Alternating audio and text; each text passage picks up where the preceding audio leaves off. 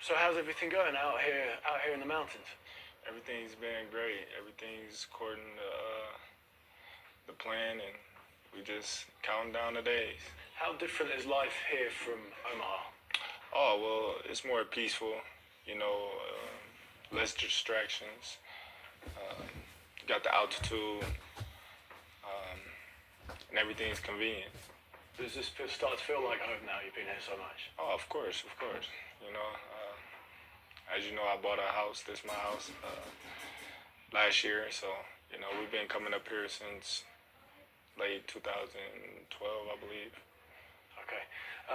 We were speaking to Amir recently, and Amir's life changed when he won an Olympic medal in 2004. Your life changed in very different circumstances in 2008 after you got shot. Is that right? Correct. So how did things change, and how did that change your mindset, and in terms of how you were looking forwards at the future? Well, it just made me move a little different. I take it as a wake-up call, but that's old. That's behind me, So It's good. It's always a good story, though, that boxing can give salvation, though, and help people out and help people change the direction of their life. Yeah, but I'm tired of telling that story. Okay, did you know that boxing was your ticket out? Of course, of course. I started boxing when I was 7.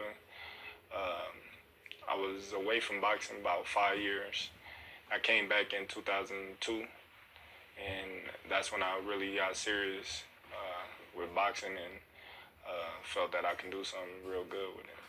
Did you anticipate that it could lead you to things like this, to main eventing at Madison Square Garden, to being a pound for pounder? Did you anticipate that? Well, I anticipate being a world champion. That was my ultimate dream and goals, and that's what, I was training for, was to be a world champion. Everything else then was second tier goals and things that just happened along the way. In many ways, your breakout win was Brady's Prescott. Would you agree? Right. And the same guy had a devastating effect on Amir early on in his career after 16 fights. But in what way was that a breakout fight for you? Well, that was a fight that was televised on HBO. I was a late replacement. I was the co-main event of Brandon Rios, Mike Alvarado, I believe. That's the fight that a lot of people started taking notice of who I really was, and that's the fight that put me on the mainstream. And I've seen you speak very fondly of your victory over Ricky Burns in Scotland. Is that, and for the longest period of time, you said that was the best night of your career. Is that still the case, or have you? Correct. That's when I fulfilled all my dreams, was becoming the world champion. And that night, I don't think nothing can replace that night as of now. But do you think things will get bigger and better than that? Do you think you'll top that? It could, but for the most part, me becoming undisputed, that was a great moment for me in my career and my legacy. But at the same time, the feeling that I got winning my first world title was a totally different feeling from becoming undisputed. You consolidated after that with some fights at home. How have you built that fan base in Omaha? How's that come about? Because some fighters in the US haven't drawn in their hometowns the same way that you draw out there. Well, like I always told my promoter and the people that surround Top Rank, and even before I was with Top Rank, I told them I had a big following. A lot of people will always ask me when I'm going to fight at home, when the next fight. So I was constantly getting asked about fighting in Omaha, and not just random people, some big time people in the city, because they remember me as an amateur. So when it came time for me to fight in Omaha, everybody showed up and turned out and supported me. Do you like fighting there? Is that a preference to fight at home? Yeah, who wouldn't like to fight at home? It's convenient. You win. You're already at home. You don't have to worry about flying back home or anything. Everything is right there. But at the same time, I'm a fighter. I'll fight anywhere. And beating Gamboa took you to the next level, didn't it? Took you almost into the elite status. Correct. That's the fight that... people thought that was a 50-50. Yeah, that's a fight that a lot of people thought that I was going to lose. You know, some people would say they wish me the best, but they think that I'm over my head at this fight. But, you know, they gave me my props after the fight. Is he the most similar style that you fought to Amir Khan? Not even. I believe they have different styles.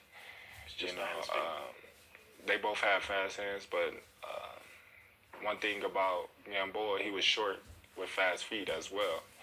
You know, so sometimes I misjudge his placement because of his height. So, you know, that was a difference. And that Gamboa fight took you to the next level in terms of popularity and celebrity and everything else, didn't it? Do you agree? Correct. What's it like being famous celebrity? Do you like it? It's normal. You know, this was something that I already knew would come with the territory, with becoming champion and becoming one of the best fighters in the world. So I prepared myself for this before this even happened. It's like I'm living it again. So you saw it coming?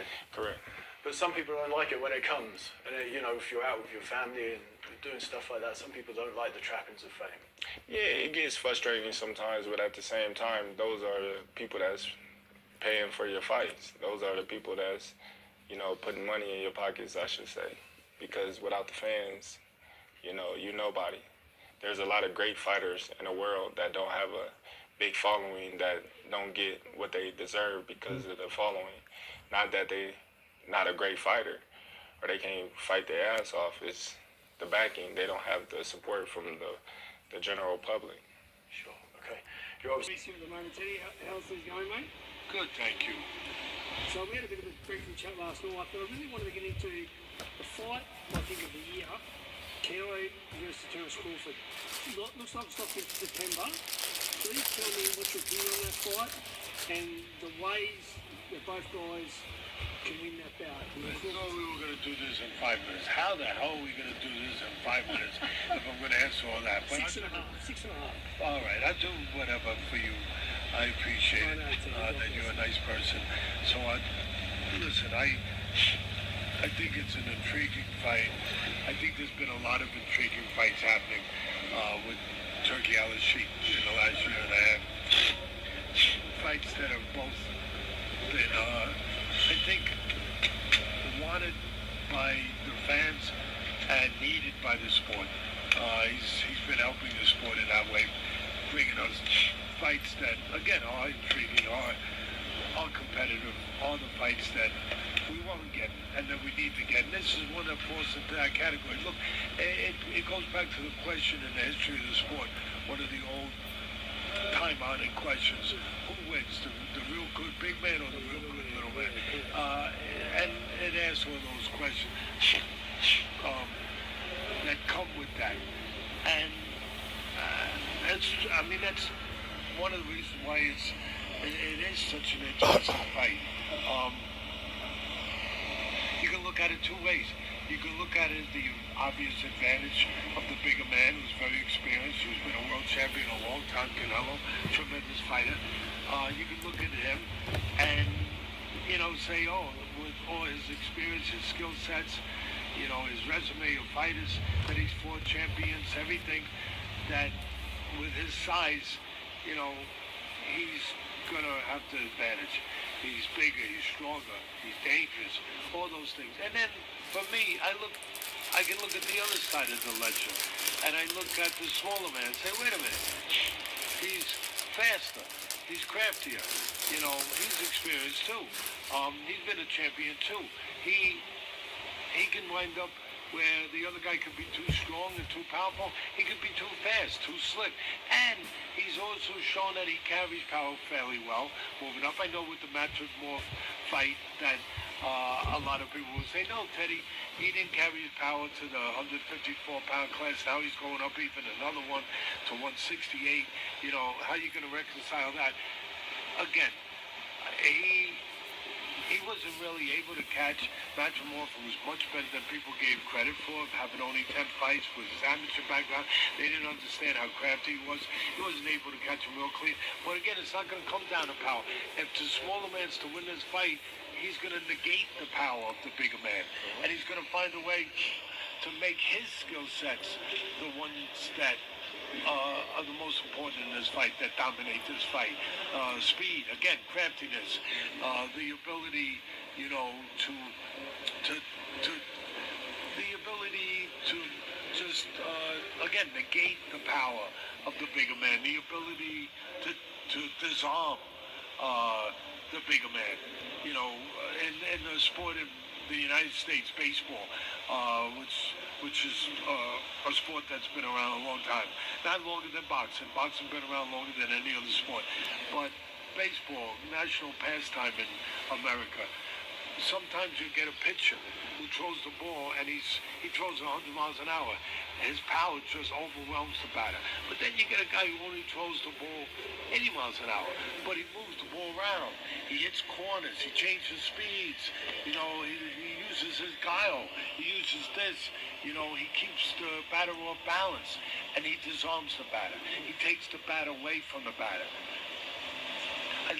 You gotta love that. I know a lot of people love to see the ball go over the fence and love to see the home runs, love to see the knockouts. I get it, but I love the science. The real fans, they love the science, the sweet science, where if it's not the science of a pitcher hitting strikes, moving the ball around, like I said, you know, taking the bat out of the hands of the batter, it's the science in our sport of boxing, where a guy can disarm the fighter, take the power away. And that's kind of what Crawford has the ability and the task of doing, where he's going to have to go into this fight and be that pitcher who hits corners, who changes speeds, who does take the bat out of the hands of the hitter. The hitter being Canelo in this kind of argument for both guys. I think that both guys are special, but I think Crawford has special. I know he hasn't fought the level, or not just the level, but he doesn't have the resume as thick, obviously, as Canelo does of so many fights and so many champions. But I tell you something, he's got enough, and he's got enough for me. I think I've been in a bit.